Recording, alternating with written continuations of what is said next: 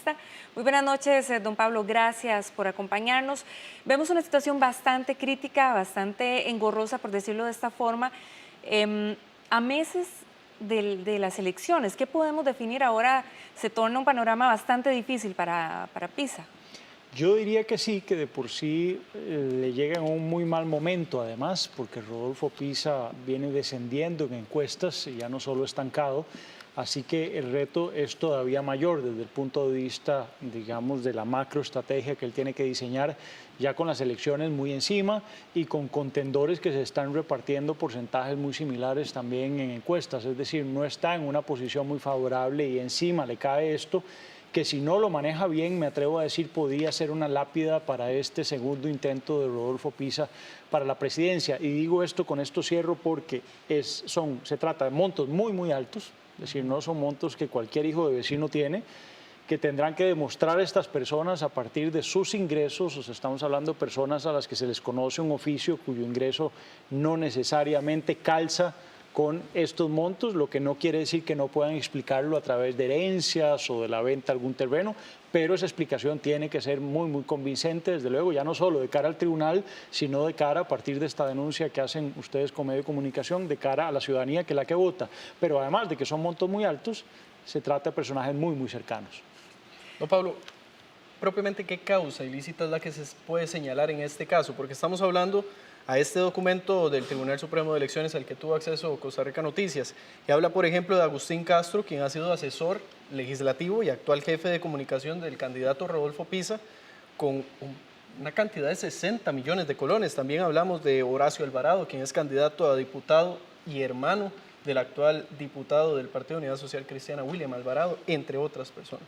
Bueno, eso es muy interesante lo que usted menciona, porque en efecto se trata de personas muy cercanas al candidato, que entiendo que el candidato, como abogado que es y como publicista y hombre de bien, probablemente va a tratar de por lo menos recibirles una explicación. No creo que se dispare con gente muy cercana que le ha dado, pero no puede tampoco lerdearse, porque si no la opinión pública, que creo que va más allá de la calificación legal penal que pueda darle la Fiscalía en dado momento o de la remisión que haga el tribunal a la Fiscalía, dependiendo de los hallazgos. El tribunal le toca ahora, para explicarle al televidente, le toca ahora esclarecer, está en medio de una investigación, pueden llamarle ellos de otra manera, pero es una investigación pura y dura, y dependiendo de lo que hallen, sobre todo de lo que no hallen, es decir, de que no encuentren buenas explicaciones, eso va a ir al Ministerio Público, y el Ministerio Público ahí tiene una paleta de posibilidades dependiendo de lo que encuentren en el expediente. Empecemos porque si esos dineros se están cobrando, digamos, o se están pasando a cobro del Estado por medio de la deuda que se financia públicamente, pues desde luego podríamos estar en presencia de ilícitos penales. Por ejemplo. Bueno, yo creo que aquí podríamos estar, por ejemplo, en presencia de fraude, ¿verdad? Podríamos estar eventualmente también en presencia de una administración fraudulenta, no solo de los que contribuyeron, sino eventualmente también incluso de los administradores del mismo Partido Unidad Social Cristiana. Ciertamente no están catalogados como delitos electorales, pero hay que decirlo, esto pueden ser también faltas a la probidad, porque algunos se tratan de funcionarios públicos, y si fueron usados como testaferros, abrimos toda otra paleta de posibilidades. Es decir, si el dinero no era de ellos, sino que era de otros, y como se habla en derecho penal en crimen organizado, lo que hicieron fue pitufiar un monto muy alto. Pitufiar es que yo le entrego a usted una parte de lo que tengo, a usted otra parte, para no tener que depositarlo yo todo de una vez. Si se hizo eso, pues también podemos entrar en un prontuario de delitos adicionales. Don Pablo, vamos a hacer una pausa, y sobre el tema también los diputados Gerardo Vargas y William Alvarado afirman que se trató de préstamos y que otros recursos fueron propios. El periodista José Enrique Cibaja tiene la información. Adelante, José Enrique. Gracias, buenas noches. Bueno, luego de que Costa Rica Noticias tuvo acceso a esta información emanada del Tribunal Supremo de Elecciones, nos abocamos a consultarle a quienes figuran en esa lista que darían esas donaciones, pero más bien aclaran, y esto en cuanto a dos diputados que pedimos el criterio, William Alvarado, jefe de la Fracción Social Cristiana, y también Gerardo Vargas Rojas, que lo hicieron con carácter de préstamo en razón de la situación difícil que pasaba el Partido Unidad Social Cristiana durante lo que fue el proceso de elección de alcaldías. Más de 21 millones de colones, por ejemplo, es lo que se consigna como como recursos y que pide explicación el Tribunal Supremo de Elecciones al diputado William Alvarado. Él nos ofrece a continuación una explicación y también pues advierte que ya ha enviado la respectiva documentación explicando esto que requiere el Tribunal Supremo de Elecciones. Bueno, nosotros somos advertidos por el Tribunal Supremo de Elecciones, ¿cierto? Ellos nos mandaron una nota para que justificáramos el tema de los préstamos que hicimos. Yo remití ya la información al tribunal, incluso remití algunas cuentas confidenciales de mi parte. Yo espero que con eso pues quede respondido lo que pide el tribunal, donde se justifica de dónde vienen los recursos, que son recursos propios y algunos créditos que en algún momento ya lo había manifestado. Yo espero que con eso se haya logrado satisfacer lo que está pidiendo el Tribunal Supremo de Elecciones. Yo quisiera recalcar un aspecto: el Partido Unidad en algún momento no era sujeto de crédito, sobre todo por todas las deudas que tenía. El diputado Gerardo Vargas Rojas también argumenta una explicación similar en cuanto al préstamo que él ofreció. Fueron más de 7 millones de colones y dijo que al mismo tiempo estos recursos forman parte de un crédito más amplio que se le había otorgado aquí en la Asamblea Legislativa por parte de COPE Asamblea. Escuchemos su explicación y también le preguntamos sobre los más de 60 millones de colones que hay en esa lista, pues se atribuyen a Agustín Castro, quien es periodista, actualmente el jefe de comunicación de la campaña de don Rodolfo Pisa. Bueno, en realidad no hay ningún dinero. En la campaña municipal lo que hice fue que presté, si no me equivoco, 7,5 millones de colones. Los obtuve de mis ahorros personales y los de mi familia y de un crédito que hice meses antes a la cooperativa de la Asamblea Legislativa, de COPE Asamblea, por un monto muy superior al que terminé prestándole al Partido Unidad. El tribunal está indagando el origen, entonces el origen es unos recursos propios suyos. En mi caso, digamos que hay un crédito que yo había hecho a COPE Asamblea por un monto 10 veces mayor del préstamo, ¿verdad? Entonces quedaba un remanente ahí del crédito que había hecho y además mis ahorros personales después de 20 años de trabajar. Cuando intentamos pedir una reacción del candidato presidencial socialcristiano Rodolfo Pisa, colaboradores, asesores en comunicación, advirtieron que por el momento no se va a referir al tema. Sí aclararon que no se trata de un requerimiento que se le esté haciendo al partido en sí mismo. Además, durante lo que fue la campaña para las alcaldías, figuraba como secretario general de esta agrupación política. Lo mismo nos dijo el secretario general Pablo Heriberto Abarca, quien se encuentra de visita en la localidad de Turrialba, que no es al partido al que se le está solicitando estos requerimientos, y quienes figuran en esa lista con esos recursos que aclaramos, por lo menos los dos diputados dicen, fueron en calidad de préstamos, tendrán que dar las explicaciones del caso ante el Tribunal Supremo de Elecciones. Continúen ustedes con más en el estudio. Gracias, José Enrique. Continuamos analizando este tema con el ex letrado del Tribunal Supremo de Elecciones y abogado penalista, en este caso, don Pablo Barahona.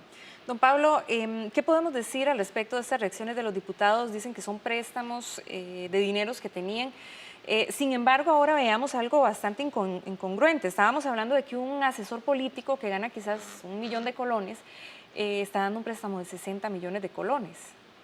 Bueno, yo haría una delimitación importante.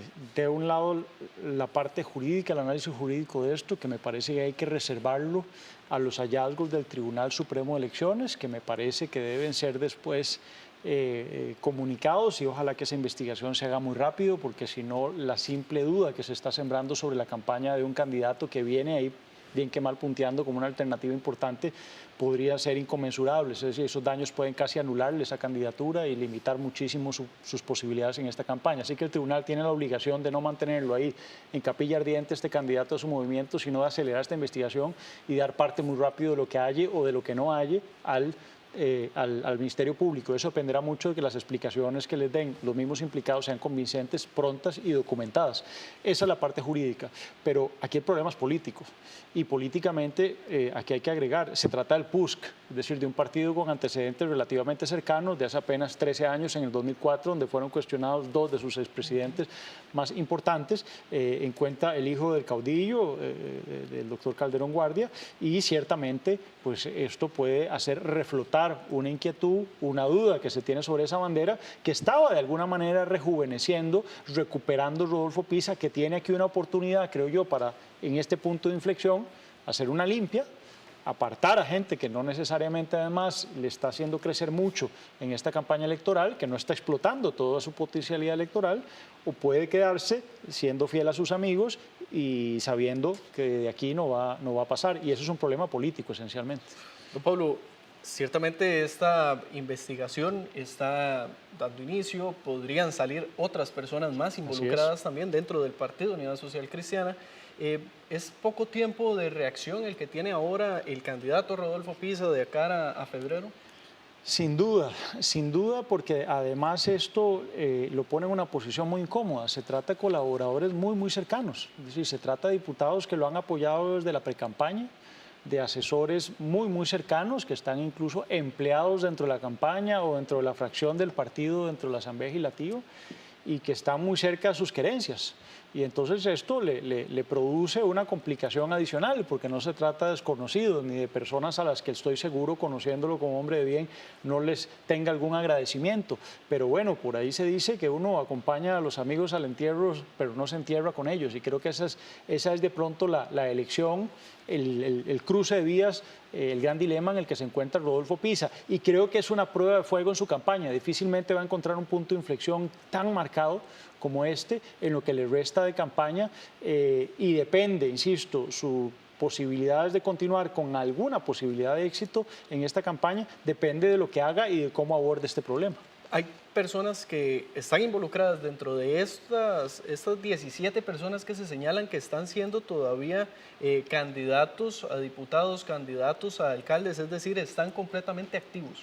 Y eso es tremendamente problemático, porque además del segundo lugar por San José, y entiendo que la segundo lugar por Heredia, que ha sido cuestionados por tener relaciones directas con el señor Juan Carlos Bolaños, lo cierto es que ahora entonces esto en medio del cementazo suena muy mal, porque aquí se han hablado, y no lo digo en relación solo al PUS, pero esto le aparece al PUS que en este contexto, y el ciudadano no es tonto, no se olvida de ello, empieza a sacar su calculadora, y el ciudadano no está sujeto a un juicio penal en donde las pruebas tienen que ser totalmente evidentes para hacer su juzgamiento y para no votar o sí votar a un candidato. Quiero decir con esto, si aquí se ha dicho que vienen maletas de Panamá, que hay dinero que se ha devuelto desde China y desde Hong Kong para acá, y de pronto aparece un montón de gente donando montos, digamos, cuyo origen no está siendo bien explicado, ¿verdad? Digo, si no se explica bien, ¿verdad? Entonces el ciudadano toma sus propias decisiones. Y aquí hay que decir, esto es muy importante, Antonio Álvarez de Santi se paró de su campaña, me parece a mí que de una manera hidalga, transparente y firme, a Víctor Hugo Víquez, primer lugar por Heredia. Y eso entonces le marca un derrotero al resto de partidos, sobre todo a partidos como también, el candidato del PAC, que tiene a Welmer Ramos en primer lugar por Heredia, ministro que fue el que comandó las reformas a los reglamentos desde el MEC, y bueno, ya dijimos, en el PUS también, y por otro lado está Danilo Cubero, que si no está cuestionado en este tráfico de influencias, sí se sabe que es muy cercano también a Juan Carlos Bolaños. Todo eso creo que el ciudadano tiene que tomar nota para tomar una decisión informada, y ese es un problema, insisto, político. Eso no tiene nada que ver con la variable del derecho penal. Don Pablo, hablando sobre el tema del cementazo, precisamente don William Alvarado es diputado, forma parte de la comisión que investiga también los créditos y ahora está involucrado con esto del Partido de Unidad Social Cristiana. Bueno, quizá esto sea lo que está explicando que de manera preventiva, lanzo la hipótesis nada más, en estos últimos días, en todas estas últimas sesiones, ha sido sustituido por un diputado que además lo ha hecho mucho mejor, como es don Rafael Ortiz, que ha sido el que ha estado comandando, digamos, y haciendo la presencia por parte del PUS dentro de esa comisión especial investigadora. No ha sido el diputado Alvarado, sino el diputado Ortiz, el que desde hace varias sesiones ha tomado la estafeta por parte del PUS. Quizá la veían venir. En este caso, ¿qué podría ser lo más recomendable que podría hacer un candidato en este tiempo de reacción que tiene de aquí? Separar a los involucrados, ¿podría limpiar de cierta manera la imagen si se llegara a demostrar algo? O es la única forma también, es la única forma de poder llegar a ser presidente? La política es siempre un terreno de arenas movedizas y a veces es un campo de muchas ingratitudes para los que deciden participar en ella. Y digo esto porque aunque el candidato se sienta tentado a hacer lo más correcto, que sería lo que además como abogado yo consideraría que es dar un debido proceso y permitir que se defiendan y llevar todo ese proceso adelante, lo cierto es que la celeridad de una campaña electoral no permite esas formalidades a esta altura porque además se asienta una duda en la opinión pública, digo, en la ciudadanía que es la que elige al final, que además va a ir creciendo, es decir, que no va a disminuir hasta que él no tome una decisión muy contundente. Y si separa a uno, le van a preguntar por qué no separó al otro. Y si no separa a ninguno, entonces al final lo que van a decir es que él mismo está implicado y probablemente él también recibió esos dineros. Entonces la política es muy ingrata y si él no decide de manera muy inmediata, no solo pierde Rodolfo Pisa, pierde todos los que ven una esperanza en él y digo sus propios partidarios, porque van a perder cualquier posibilidad de hacerse con la casa presidencial y perdón. Tal vez aún llegue Rodolfo Pisa a la casa presidencial, pero el ciudadano medio, insisto, no va a votar por diputados del Partido Unidad en esas listas, con lo cual usted tendría eventualmente el riesgo político de un presidente con si acaso 5 o 6 diputados en la Asamblea Legislativa, lo que implica un mandato muy débil. Entonces el predicado en el que está en este momento el candidato Rodolfo Pisa es muy ingrato. Digamos que a mí no me gustaría estar en sus zapatos.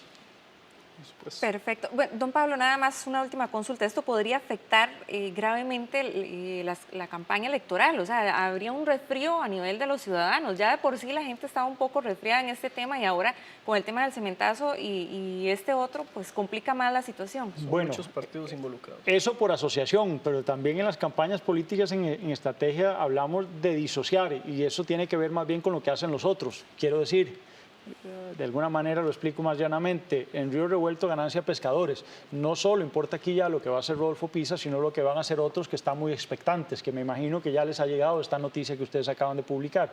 Quiero decir con esto, aquí hay un doctor Hernández, aquí hay un Juan Diego Castro que deben de estar tomando nota inmediatamente, porque aquí debe haber algunas huestes del Partido Unidad que dice, aquí la cosa está tan mal, entonces me voy para el doctor que de por sí estaba teniendo números crecientes, porque lo que está claro es que hay mucha gente que se acerca a los candidatos con la intención también de eventualmente ocupar algún cargo. Lamentablemente así se mueve también la política de manera feudal y prebendal todavía en estas latitudes, entonces hay que decir, Juan Diego Castro también, que se ha venido erigiendo como el candidato anticorrupción, si señala esto, podría entonces también capitalizarlo. Y ese es el temor también que creo que tiene que tener Rodolfo Pisa. Si no responde rápido, los otros se le pueden ir arriba. Entonces depende de lo que hace él y de los que hagan los otros y reaccionen ante esta noticia. Termina siendo más peligroso el juicio social. Sin duda, el juicio político es el que importa aquí, no tanto el juicio jurídico. Eso vendrá después y terminará el juicio jurídico de ascenderse además de sentarse a la mesa como invitado cuando ya las elecciones incluso han pasado. Entonces las decisiones de él son políticas. Si las toca, si las toma o las aborda desde el ámbito jurídico, va a llegar muy tarde. Muy bien, muchas gracias, don Pablo. Perfecto, don Pablo. Muchas gracias por acompañarnos. Un gusto. Hacemos una pausa y enseguida regresamos con más.